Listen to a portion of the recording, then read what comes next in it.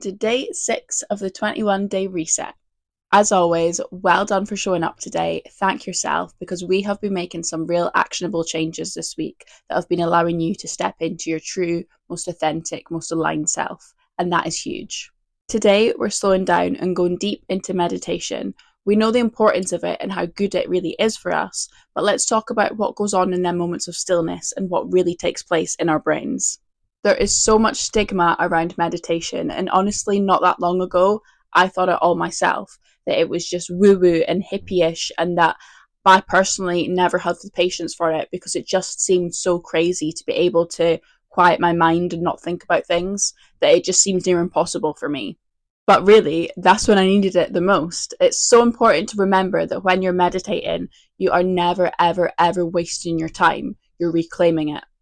We live in a world where slowing down usually means falling behind, but when you're meditating, when you're sitting with yourself, you disconnect from real life and you're reconnecting back to you. Because you're pulling yourself out of stress, you're pulling yourself out of a state of overthinking. And when you're actually sat meditating, that's when the brain rewiring occurs the most. When you meditate, you're training your brain to operate differently. Your prefrontal cortex, which is like the logical thinking, decision making part of your brain, it gets stronger. Your amygdala, which is the fear and stress response, it quietens down. Your brain waves slow into states that can be reached, and that's where the real actionable change happens. And your body finally feels safe to start healing. Your inflammation lowers, your immune system improves, and even your cells just function differently. Kind of crazy how one of the best things you can actually do for yourself, physically and mentally, is just sitting and being. So when you're sitting during a meditation practice, or maybe you're just going about your day, it is absolutely inevitable that we will have random thoughts pop into our head. It might be, oh, I need to remember and text that person back, or what am I going to have for dinner tonight? Or sometimes it can be deeper than that. An ex or an old friend pops into your head, and an argument that pissed you off with a parent. It could be anything, right? It happens to all of us all throughout our day. And when I was first into meditation and trying to really quieten down my mind, it would irritate me so much when these random thought happens. But then I heard one valuable, very important piece of information that I want to share onto you. Joe Dispenza, of course, says it best himself, but he says, in order to remain conscious, you must catch yourself becoming unconscious over and over and over again. And that really stuck with me because it's not about quieting your mind. It's not about not becoming distracted. It's about when that happens, redirecting your focus back to the present current moment. So when you do have these moments, whether you're going about your day, you're driving, you're walking, you're at work, you're about to go to sleep, please remember, don't get annoyed with yourself for having these thoughts. Don't start thinking like I did, like, oh, why am I still thinking about this stuff when I'm trying so hard to get over it? It's okay. It's normal to think about it. The important thing is, in that moment, is redirecting the thought. Every single thought of my past, and the same for you, is an opportunity to change. You can choose calmness and forgiveness over being irritated and resentment. And soon enough, you will have the change exactly like I did, and you'll start to welcome these thoughts because you realize without these thoughts coming in, you aren't able to rewire or change your brain at all. You can't get frustrated when your mind drifts or wanders. You only can use it as an opportunity to change and to choose better. And learning this is quite literally the process of how to go from unconscious living on autopilot to consciously creating your dream life. So get out your Aligned Her Bible or note this little mantra down in your phone so you remember it in those moments, but it goes a little something like this. We don't live there anymore. We are here now and we are safe. Way back in the beginning of my journey, I even used to write "We're here now" on my wrist, so it was that close to me and that much easy access. I could see it at points throughout my day and just take a moment to remind myself, we are here now, we are in the present, and I don't have to think about them things anymore.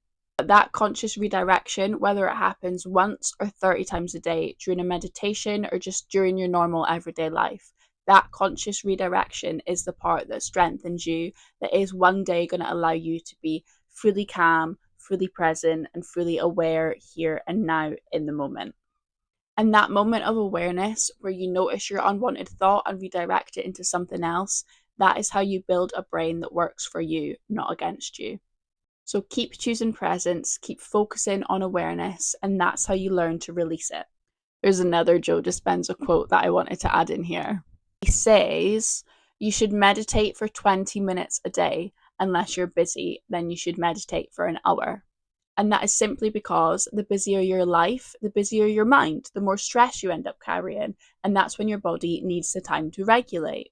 If meditation is something that's totally new to you, like this week is the first time you've ever done it, first of all, well done. That is insane. I know how hard it is to quieten your mind and just sit in silence and stillness. Even though it seems super simple, it is so hard to stop your mind from just constantly whizzing. There is actually multiple different types of meditations out there, as well as the guided and transcendental ones. You get body scan meditations, breathwork meditations, visualization meditations, and also even walk-in meditations.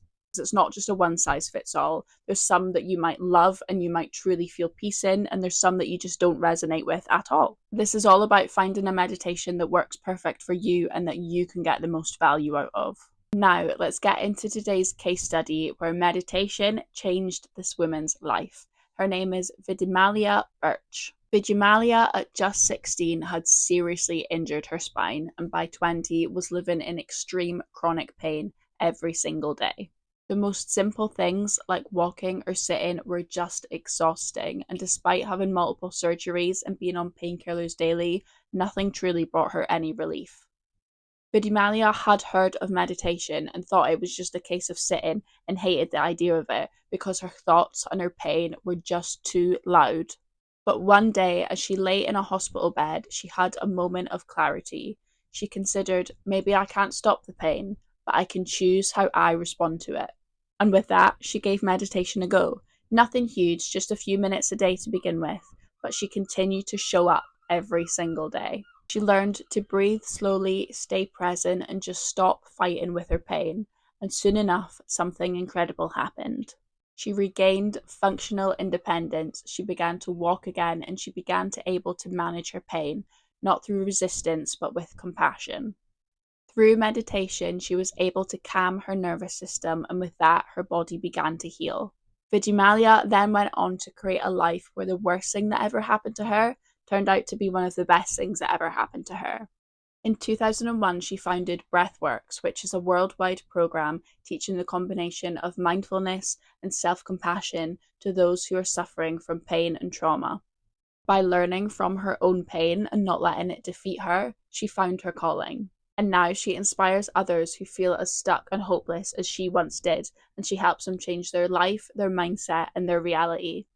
That's all for today, girls. Thank you so much for joining me, and I cannot wait to see you tomorrow as we round up our first week together. I hope this course has been everything you've wanted and more, and I'll see you tomorrow. Bye!